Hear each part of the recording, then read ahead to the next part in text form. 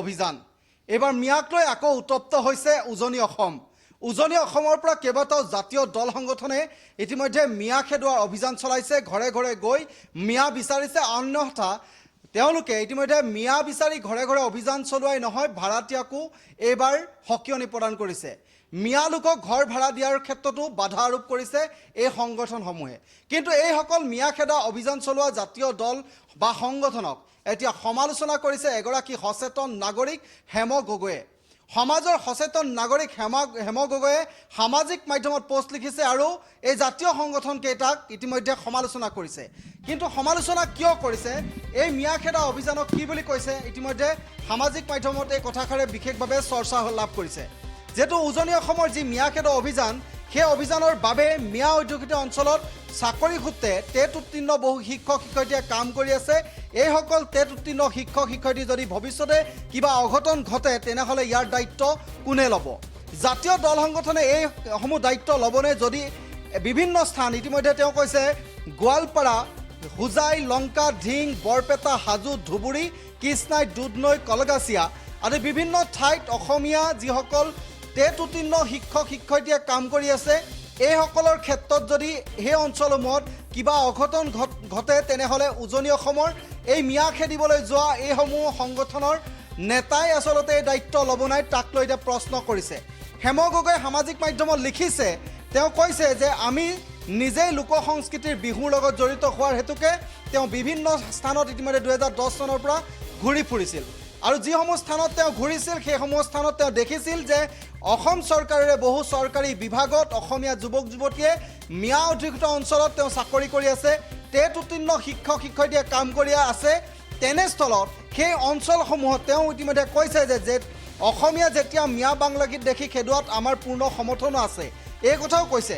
সেইবুলি উজনি অসমৰ পৰা বাছ বিচাৰ নোহোৱাকৈ নামনি অসমৰ মিয়াক বলপূৰ্বকভাৱে মাৰপিট কৰি খেদোৱাত অকণো সমৰ্থন নকৰে, কাৰণ তেওঁলোকে ইয়াত অত্যাচাৰৰ বলি হৈ গৈ নিজৰ ঠাইত উজনি অসমৰ শিক্ষকতা কৰি থকা বা আন চৰকাৰী চাকৰিয়ালকো যদি অন্যায় অত্যাচাৰ কৰি খেদি পঠিয়ায় তাৰ দায়িত্ব এই জাতীয় সংগঠনসমূহে ল'বনে তাক লৈ ইতিমধ্যে প্ৰশ্ন কৰিছে। আৰু যদি এই লোকসকলৰ ক্ষেত্ৰত কিবা অঘটন ঘটে তেনেহ'লে এই জাতীয় দল সংগঠনসমূহে ইয়াৰ দায়িত্ব ল'বনে নাই তাক লৈ প্ৰশ্ন কৰিছে। তেওঁ গীতৰ মাধ্যমেৰেও মিয়া খেদোৱা এই জাতীয় দল সংগঠনৰ বা জাতীয় সংগঠনসমূহৰ নেতাক তেওঁ মিয়া এটা গীত আচলতে গাইছে আৰু গীতটোত মিয়া প্ৰসংগ আনি তেওঁ এই জাতীয় সংগঠনৰ নেতাসমূহ সমালোচনা কৰিছে।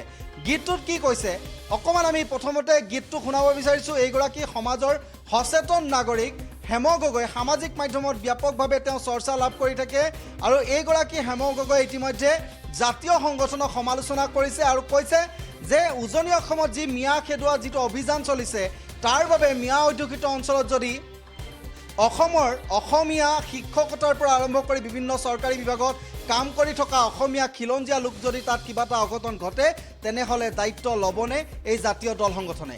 ইতিমধ্যে তেওঁ গীতটো কি বুলি গাইছে, আমি গীতৰ দৰে কেনেদৰে জাতীয় সংগঠনক সমালোচনা কৰিছে আমি গীতটো অকণমান শুনাব বিচাৰিছোঁ।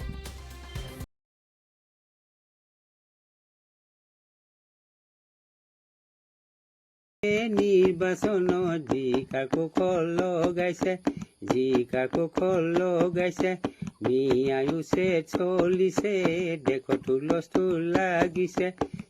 ২৬ৰে নিৰ্বাচনত যি কাকো লগাইছে, যি কাকো লগাইছে।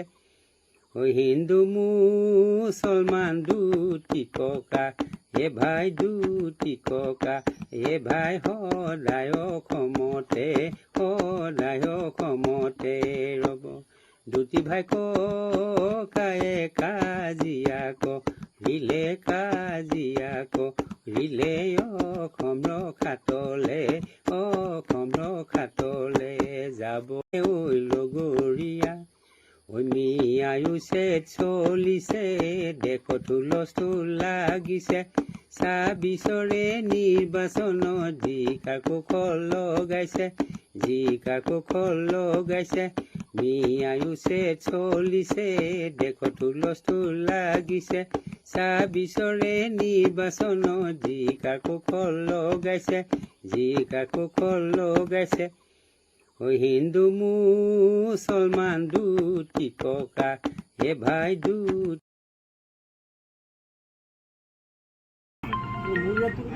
নহ'ব কোনো মিয়া শুন নেবি নাশুন কোনো মিয়াই উজনি অসমত ইয়াত দপদপনি নচলিব উজনি অসমত একো কৰিব নোৱাৰ তহঁতে ঘৰ হোজালে বুজিছা শুনিল না কি ক'লো কাইলৈ ভিতৰত কিন্তু দেখিব নালাগিব ইয়াত থাকিবি নি নিদো নহ'ব বস্তু খালী কৰ ইয়াক হোজাই যা ইয়াত নহ'ব ৱাৰ্ণিং দিলোঁ লাষ্ট ৱাৰ্ণিং দিছোঁ আকৌ পিছত কিন্তু বেয়া নাপাবি আকৌ অৱস্থা বেয়া কৰি দিম সঁচা কথা কৈছোঁ হয় উজনি অসমৰ পৰা প্ৰত্যাগমন কৰ নহ'লে কিন্তু পিটন খাবলৈ সাজু এটা তোক আগতেও কৈ গৈছোঁ আমাৰ ল'ৰাটোক আগত কৈছিলে ই কৈ গৈছে তোক কৈছিলে সেইদিনাখন তোক কৈছিলা নাই শুনি ল তোক সেইদিনা কৈছিলা তই কি কৈছিলি সেইদিনাখন কি কৈছিলি চুপ মিয়া চুপ মিয়া কথা ক'ব লাগিছো কৈছিল নাই